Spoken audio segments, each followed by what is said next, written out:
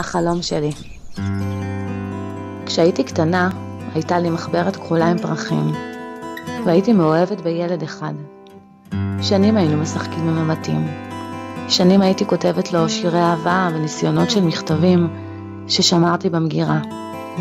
כשגדלתי ורבתי עם אבא שלי המון, כעסתי, מרדתי.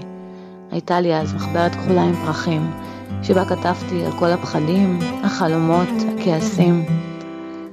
כשהלכתי לבית הספר, חלמתי על מקומות אחרים, רחוקים, מקומות שבהם הרוח והמרחבים יכולים ללכת יחד. פתחתי את המחברת הכחולה עם הפרחים, וכתבתי על כל אותם המרחבים, חיים החופשיים.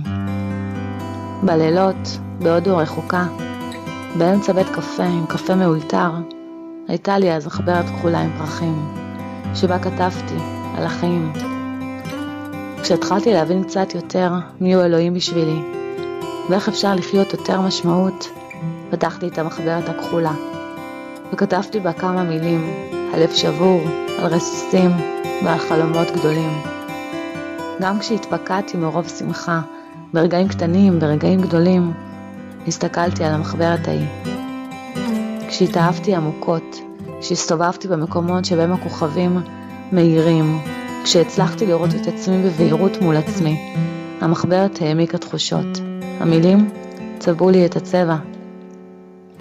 כשהבנתי שהחלום לא עוזב אותי, לא משנה לאן אני הולכת, במה אני בוחרת, באיזה מרחב ואיזו רוח תוקפת, הבנתי שיש חלומות שלא מתחלפים, וחיפשתי מחברת כחולה עם פרחים.